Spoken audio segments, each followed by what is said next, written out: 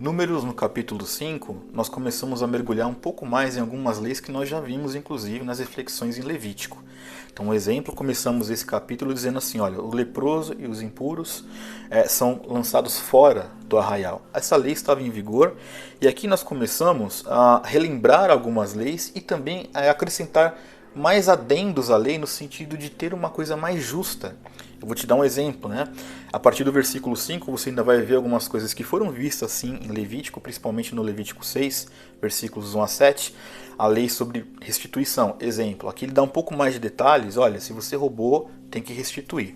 Mas o que me chama bastante atenção neste capítulo é quando que se fazia uma prova de uma mulher que era suspeita de adultério, porque havia na lei mais precisamente lá em Deuteronômio 22, havia a questão de um homem e uma mulher que fossem pegos, né, em adultério, mas em flagrante, já eram apedrejados, considerados, né, a pena de morte. Mas havia um ritual aqui que foi estabelecido para aquilo que era suspeito. Porque não se podia, então, a mera suspeita não se tratava de um fato consumado, porque a suspeita poderia ser que sim ou que não. Então, Deus ele é tão claro nas suas orientações que ele diz o seguinte, olha, se houver uma suspeita de uma mulher que ela cometeu algum tipo de adultério, nós vamos lá levar ela diante de Deus, vamos fazer aqui uma oração, e aqui é muito interessante que, por exemplo, no versículo 14, ele diz muito claramente que assim, se o homem tiver possuído por ciúme e meramente acusar a mulher sem nenhuma prova, que não se pode tomar uma medida precipitada. E aqui nós começamos a ver muito mais como Deus ele sempre agiu com justiça com todo o seu povo, e inclusive dando detalhes para esse tipo de situação. Então é muito claro na lei como é que funcionava. Pego em flagrante, é pena de morte. Há uma suspeita, e essa suspeita é motivada por meros ciúmes, ou seja, Deus sabia dessas relações humanas, sabia que o homem e uma mulher eles podem ser excessivamente ciumentos, e ele está acusando a mulher de ter feito uma coisa que ela não fez. Espera aí, a gente não pode meramente acusar essa mulher. Então havia uma orientação onde o sacerdote tinha que levar essa mulher diante, né, para frente ali, e colocará diante do Senhor, tinha o ritual de colocar um pouco de água santa num vaso de barro, pegará o pó.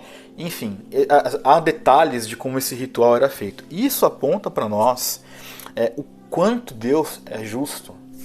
E não é a justiça no sentido nosso, é a justiça dele. Porque como é que ele iria aprovar que alguém movido pelo mero ciúmes pudesse condenar alguém à morte acusando de uma coisa que pode ser que a pessoa não tenha feito? Isso é muito interessante e nos mostra também como Deus conhece o homem.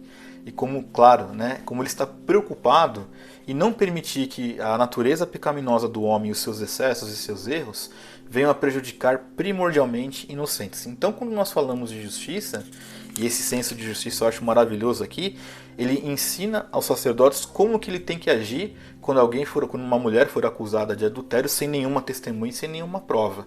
Isso é maravilhoso porque nós temos um Deus que criou este mundo, um Deus que formou o homem do pó da terra e um Deus que está preocupado com a forma que este homem que está aqui vai viver e de que forma este homem, quer culpado, quer inocente de algum pecado, que sabemos que naquela época o pecado de adultério era uma impureza muito grave, como é que esta pessoa suspeita deveria ser tratada.